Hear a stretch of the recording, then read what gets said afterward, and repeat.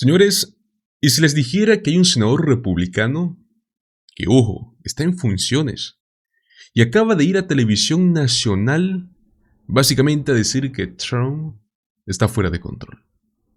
Que sus políticas están afectando directamente a los estadounidenses y que alguien tiene que hacerle frente. Y ojo amigos, no estamos hablando precisamente de un enemigo de Trump. Es un senador que quiere que a Trump le vaya bien, pero cree que la única forma de lograrlo es diciéndole la verdad en la cara. Sean bienvenidos a Políticamente en Desacuerdo. Señores, hoy veremos cómo un senador republicano acaba de desafiar a su propio partido a que enfrenten a Trump, a que le digan la verdad en su cara. Así que los invito a que se queden hasta el final de este video porque veremos detalles muy interesantes. Bueno, señores, antes de mostrarles esta entrevista, que está muy buena por cierto, quiero que veamos cómo empezó todo esto, porque si ustedes conocen a Trump, saben que este primer clip que les voy a mostrar probablemente lo haya dejado muy furioso. Escuchemos. And I've said many times, I want both the president and this institution, the Senate, to be wildly successful. Sometimes that desire requires us to be wildly honest. Something that I think we'll all agree we could use a little more of in Washington, D.C.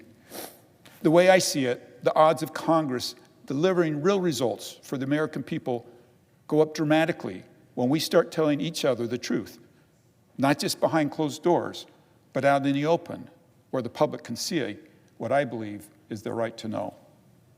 Honest policy conversations on issues that are vital to the fundamental of our future matter more than ever. I've spent most of my time in Congress focused on 4 major priorities that I believe deserve a fresh and honest look from all of us in the Senate. The first, energy. So let's be honest. It's time we talk more openly about the importance of clean energy. Consumers are asking for cleaner, more responsible energy choices. At the same time, we need to be realistic about the demands of powering a modern nation. Affordability matters. Reliability matters. And we must protect, not surrender, our energy independence. President Trump has put America back on the right path when it comes to energy. I'm also convinced that a healthy economy and a healthier environment are not mutually exclusive. I actually believe they're compatible and inseparable. The simple truth is, Americans want energy that is more affordable, reliable, and cleaner. And they deserve honest, common sense policies that deliver all 3. Number 2, our local communities. All right, my colleagues from the East, bear with me. It may be hard to grasp just how deeply federal overreach affects daily life in Utah. Think about this. In some counties, over 90% of the land is owned and controlled, not by local leaders and communities, but by a distant federal government. That's not theoretical, it's daily life for most of us in the West. I often say that the best environmentalists in the world are Utah's farmers and ranchers. By the way, they hate when I say that. But we live closest to the land. We know it, we care for it, and we depend on it. We don't want to be managed. We want to be trusted. We want stewardship, not control. I look forward to working with President Trump to restore local control and stewardship over the land we love. Number 3, China. For decades, we've operated under the hope that bringing China to the economic table, even as they stole our intellectual property, cheated on labor practices, and manipulated trade, would somehow lead them towards democracy. Let's be honest, it hasn't. In fact, they've moved further away from our values. This isn't just about trade or technology, it's about national security, economic freedom, and a commitment to the rule of law. We need fact-based policies with meaningful and measurable consequences. It's time to protect the American dream, not subsidize the Chinese one. 4, debt and deficit. Okay, here's some wildly honest, equal opportunity offender talk. We, and I mean we, Democrats and Republicans in this body, are not being honest with the American people when we pretend that Social Security, Medicaid, and Medicare don't need reform. And we are equally dishonest when we weaponize fear, telling seniors and the most vulnerable that reform means abandonment. It doesn't. It never has. If we act now, we can protect those most in need, preserve programs for future generations, and avoid harsher consequences of doing nothing. It's time to deliver sensible solutions and real results rather than just playing politics. Utahns understand thrift, accountability, and the value of doing hard things. It's time Congress caught up with that wisdom. Here's our choice. We can have an honest conversation about these challenges now, or we can be the ones who will have to deliver the devastating, draconian, harmful cuts that will inevitably come if we don't.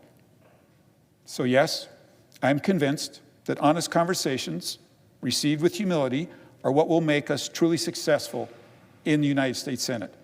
And our success as a nation depends on each of us and all of us in this chamber being unflinchingly honest and working together to make America wildly successful. Now, hang in there, I'm almost done. I have to point out one more thing. Fortunately, the Senate has provided each of us something to remind us of all the principles I've shared today. What is it? The tradition of awarding pins to members of the Senate began in 1965. At first glance, these pins seem little more than a way for security to wave us through security. But as my colleague, the senior senator from Utah, likes to joke, his pin is his sorry senator pin. When Senator Lee was first elected, he may have looked just a little bit more like a page than a senator. Whenever security stopped him, he'd simply point to his pin, and the guard would inevitably reply, "Sorry, Senator, come on in." Maybe it's my years in the jewelry business, but this little pin means much more. Do you know it's crafted from 14-karat gold, the jeweler's favorite? Pure gold, though beautiful, is too soft. It bends under pressure. But 14-karat gold has the right balance, beauty with strength and practicality. It's a fitting symbol for our role here, strong, balanced, and practical. Each morning, as I fasten the pin to my jacket, the gold reminds me of the standard we should uphold. And the tiny diamond? In the industry, we call it a canardly diamond. Wait for it. That means you can hardly see it. But even the smallest diamond reflects light. That sparkle reminds me daily of our responsibility to radiate the light of truth, to be guarded not by partisan squabbles, but by simple truth. I encourage all my colleagues to occasionally pause and examine your pin. At its heart, the official Senate seal, rich with symbolism, peace and strength, freedom protected by law, authority tempered by responsibility, all guided by the light of truth. And the words, e pluribus unum. ¿Vieron eso, no? El senador elogió la energía limpia, criticó el exceso de poder del gobierno federal, denunció las mentiras del Congreso sobre programas sociales y acusó a ambos partidos, no solo a los demócratas, también a los republicanos, de poner la política por encima de la verdad. Amigos, esto no suena a un discurso MAGA, porque la realidad es esa, no suena a un discurso MAGA. Suena a alguien que se está atreviendo a pensar por sí mismo y está dentro del Partido Republicano. Pues bueno, esta semana dio un paso más allá. Y quiero que pongan mucha atención a esta entrevista que fue en CNN. Quiero que solo escuchen el tono, las palabras, porque es donde empieza a desarmar el show completo de Trump. Pongamos el clip. One of the big things you talked about was telling the truth to the American public. So when you look at this place, you look at Republicans and Democrats, what issues are they not telling the truth about to the American public? When it comes to debt and deficit, we're not being honest. And we're equally not being honest when we weaponize fear. And as if somehow we're going to take away the benefits from our vulnerable or seniors. We're not. And taking and reforming these programs doesn't mean that we have to take those away. It never has and it never will. We can make decisions now, or we'll have to enact drastic draconian cuts later. And I want to make them now because it'll have less impact on those who are really most vulnerable. We're talking about the big, beautiful bill in the House. You're very concerned about the debt and deficit. It's possible, some projections suggest this could add trillions and more to the debt, maybe up to $5 trillion and more to the debt. Could you stomach something like that? The debt? No. Right, and nor do I or think... a bill that adds that much. Yeah, I think not only myself, but a number of us in the Senate have been very clear, right? We have to reduce the deficit. And quite frankly, the numbers we're talking about are small fractions of what we really need to be taking a look at as a country. But it's fair to say you want some serious changes to this House bill. Yes, $2 trillion more per year. Right? We don't do that in Utah. It's not the way we run our government there. It's not the way we run our families. It's not the way we run our businesses. Trump has taken a lot of controversial actions, some of which you may support, some of which maybe you don't support. You talk about speaking candidly to the American public. What of what he has done has caused you the most concern? If we're not careful, we'll destroy small businesses with tariffs. And I understand you have to play the long game with President Trump and tariffs, and I'm not one to step in and outguess his negotiating style or technique. But I do think we have to be very, very careful with our small businesses, particularly when it comes to these tariffs. I think I've been very clear on where I feel about Ukraine and President Zelensky, and that Putin is not our friend. I've been very clear about that. But I think we should flip the coin, and maybe that's where you're going next. It's remarkable what's happened at the border. We saw an incredible inflation report a couple days ago. We're seeing some stability internationally that I credit President Trump with. And so there's clearly two sides to this. Given the concerns with small businesses, should he pull back from the tariff policy? Well, we've seen a huge pullback in a number of areas. I think, but they're still across the board. Yeah. I think what small businesses would ask for even more is consistency. Ok, primero se lanza contra los aranceles. Lo dice, ¿no? Que están matando a las pequeñas empresas. ¿Se acuerdan del jet privado de 400 millones que llegó desde Qatar? Miren cómo respondió a ese tema. What about the possibility or the offer of a luxury jet that he may get from Qatar? So I will just tell you my experience. As an elected official, I have found it is best to avoid even the very... Y luego, sin vueltas, le dice a Trump que espere resistencia, que no va a ser un títere más, que él va a controlar al presidente, no a obedecerlo. Vean esto. We're another set of eyes for him and a set of hands, and I really think the best way to make President Trump successful is to let him know when we disagree. And do you think he can accept that? I mean, people who have spoken out against him have been drummed out of the party. Yeah, I think I think that's a stereotype, but I think you can also see in President Trump that he does respect people who... Amigos, no es un comentarista cualquiera. Hablamos de un senador republicano que está en funciones. Alguien que lo dice abiertamente, que las políticas de Donald Trump son peligrosas, que no va a apoyar más deuda, que no va a respaldar medidas que afecten a las pequeñas empresas y que incluso está defendiendo la energía limpia.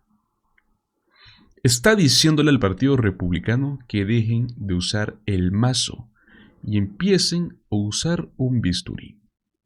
No es solo sinceridad, es estrategia. O sea que aquí vemos cómo lo trata Trump como a un CEO que necesita una junta directiva de verdad, no a un grupo de aduladores. Ahora, la gran pregunta es, ¿este es el inicio de una ruptura real dentro del trumpismo? ¿Será este otro republicano que tal vez sea callado por Trump y sus aliados? Pues bueno, solo el tiempo lo dirá, pero es interesante de ver. Ahora, señores, pasemos al otro lado, porque los demócratas, señores, al parecer hay una nueva generación de votantes. Y Donald Trump no es una anomalía, es una norma. Para muchos jóvenes, Donald Trump es visto como el que rompió el sistema, ¿no? Él es el sistema. Pero ¿qué significa esto para el futuro político de Estados Unidos? Eso es lo que tenemos que analizar. Vamos a ver un debate que se ha estado calentando mucho dentro del propio Partido Demócrata, señores. ¿Quién es el que va a tomar la posta en el 2028? ¿Quién será la nueva cara del Partido Demócrata? Y más importante aún, ¿no? ¿Cómo se conecta todo esto con la desconexión brutal que hay en este momento entre los jóvenes votantes y los políticos de siempre?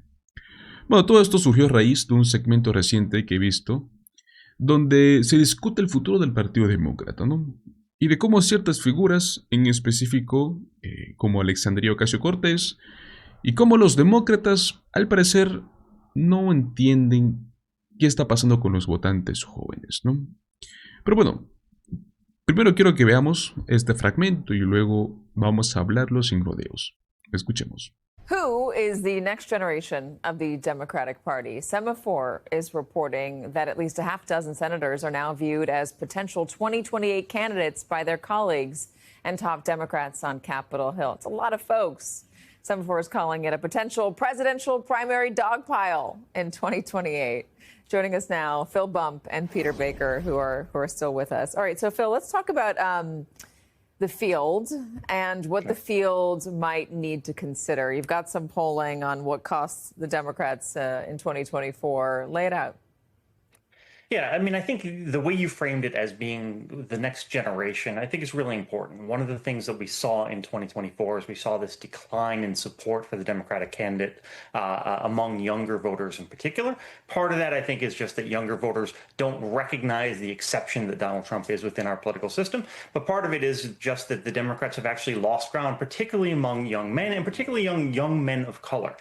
We've also seen polling that suggests that there's been sort of some reversion, that some of that support for Trump has probably been fallen back over the course of the first couple months of his presidency. So we're sort of in uncertain territory, but the Democratic Party has for a long time now been more subject to the whims of young people because young people are more likely to vote for Democrats than they are for Republicans. And so the Democratic Party has to be very attentive to this. And so I think that a candidate who's able to effectively argue to young people that they are the vision, that they are the way forward for the country, I think that person's probably going to have more luck as a general election candidate.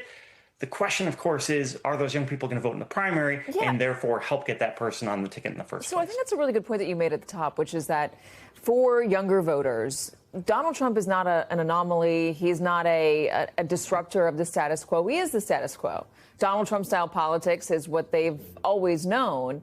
And understanding that and then reacting to the world that we live in today, not the world that we lived in 10 years ago, 20 years ago, is important. And what you have in the Democratic Party right now, Peter, is a generation that harkens back to a very different political climate. And there have been arguments out there made and criticisms that Democratic leadership are playing by old rules that no longer apply.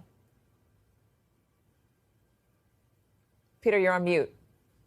All right. Sorry. In some ways, they are obviously playing by old rules, and it hasn't been successful for them, you can argue, because they've now lost the presidency twice to Donald Trump, once with the popular vote. And, there's an argument to be said that they need to go out there and find ways of fighting in a way that don't seem quite so decorous. That's what you hear from a lot of people who are in the party, particularly younger leaders, saying that the older members of the party who think that politics was played the way it was in the 80s or 70s or 90s, the Biden generation, that's long past. At the same time, of course, there are Democrats who will tell you you need to make a contrast. They're simply becoming a leftist version of Trump doesn't stand on principle. You need to stand for something better than just we have an ideology that's just different than his. If you are arguing that he is a threat to democracy, if you're arguing that he represents a corrosive and divisive kind of politics, then simply being corrosive and divisive from the other side, changes the argument. So the Democrats haven't figured that out yet, and they don't have an obvious leader right now. These are a number of accomplished people who are making their way up to the foreground, but it's hard to see which of them at this point is going to emerge from that group in the way that Barack Obama did in 2008 as representative of a new generation. Yeah, let's bring in somebody from the party, former New York Congressman and former DOJ staffer, Mondaire Jones. Mondaire, it's good to have you. Welcome to the show. Good to be here. The new generation of the Democratic Party, the next generation of the Democratic Party, what do they need to keep in mind? Well, what they need to keep in mind is that we've got a whole election coming up in 2026 that is of existential importance, especially if people want to do something to rein in the excesses and the illegalities and the corruption of this current presidential administration. So we have to keep our eyes on the prize when it comes to that. And then, of course, if we're fortunate enough in this country to still have free and fair elections, a 2028 presidential election will take place. I don't think that, the so-called Biden cover-up is going to be prominent in 2028. I think there are going to be a lot of things on the minds of voters, but it is important, of course, for people to be honest about what happened in 2024. Well, let's leave Biden out of it for a second and just focus on messaging. There's a debate within the Democratic Party whether they should lean more progressive. And there's polling numbers out today suggesting that the face of the Democratic Party by far is AOC, obviously on the progressive bent, or if they should go back and hew toward more of a middle ground. I wonder where, you've run elections, you've won elections. Yeah. Where do you stand on where the future is, what the path is? Well, I think, first of all, that the reason AOC is so popular compared to many other figures in the Democratic Party is not because people view her to be progressive, so to speak. It's because they see her standing up to Elon Musk and Donald Trump at a time when people, not just Democrats, but independents and some disaffected Republicans alike are saying, who the hell is going to at least try to stop these people from doing what they've been doing when it comes to tanking the economy, taking away fundamental freedoms, and so on and so forth. And you see her when she's out there talking about a message that sounds in economic populism. She's not out here using the word progressive, frankly. And a lot of members of the Congressional Progressive Caucus haven't been using that word very recently either. So it's an ugly word now? Look, I think it's a word, sadly, that has been co-opted by some of the more extreme members. Many of them don't even identify as Democrats and the far left of American politics. But what everyone can get behind is the fact that we need an economy that works for everyone. That is a bold economic agenda. So if Bernie Sanders and AOC are out there talking about it the way, Chris DeLuzio in Pennsylvania and other moderates are, then that's a good thing. And that's unifying for the party. Ok, amigos. Sinceramente, aquí hay algo que dicen y que muchos dentro del Partido Demócrata parece que no pueden procesar. Y es que para los votantes jóvenes, Trump no es ese fenómeno disruptivo que prácticamente llegó a romper, ¿no?, la política tradicional. No, amigos, para ellos, Donald Trump es simplemente lo que siempre han conocido como la política. ¿Qué pasa cuando el caos se vuelve la norma? Pues que el mensaje de volver a la normalidad, que es el que tanto repiten los demócratas, no significa nada para quienes nacieron en el caos. Ahora, aquí viene el mayor problema. Muchos líderes demócratas, gente que lleva décadas en el poder, ¿no?, al igual que muchos republicanos, siguen creyendo que la política se juega con las reglas de los años 90. Y en ese mundo, ser moderado, ser institucional, educado, funcionaba. Pero hoy estamos en otro juego. Hoy los extremos gritan más fuerte. Las redes mandan. La narrativa lo es todo. Y aquí es donde aparece ese vacío, ¿no? Porque si los jóvenes no se sienten representados, no votan. Y si no votan, los que sí lo hacen, ya sabemos quiénes son. Y sí, señores, ahí es donde gana Trump. O bueno, alguien como Trump. Tal vez algunos podrían decir, pero es peligroso polarizarse, no podemos convertirnos en una versión de izquierda de Trump. Y claro, es válido, ¿no? Nadie quiere un caos de ambos lados. Pero ese es el punto que quiero recalcar. Ser contundente, tener una visión clara del futuro. No es ser extremista, es simplemente conectar con la realidad de la gente. Si un político progresista como Alexandria Ocasio-Cortez tiene popularidad, tal vez no solo es por sus ideas, sino por lo que se plantea, porque responde. Y hoy, amigos, eso es oro. En resumen, si los demócratas quieren ganar las elecciones en 2028, necesitan dejar de hablar como si estuviéramos en 1998. Se necesita caras nuevas, mensajes que realmente conecten, entender que el mundo ha cambiado. Entonces, amigos, el centro por sí solo no se emociona. Y en política no emocionas. Si es que no lo haces, no ganas. Pero bueno, ¿qué opinan ustedes? ¿Están de acuerdo en que el Partido Demócrata necesita renovarse desde las bases? ¿Creen que figuras como Alexandria Ocasio-Cortez tal vez deberían liderar este cambio? ¿O creen que hay otro camino? Los invito a que me dejen sus opiniones en la caja de comentarios. Como siempre, muchísimas gracias por acompañarme hasta el final de este video. Recuerda suscribirte a nuestro canal, dale like, compártelo y nos vemos en el próximo video. Hasta luego.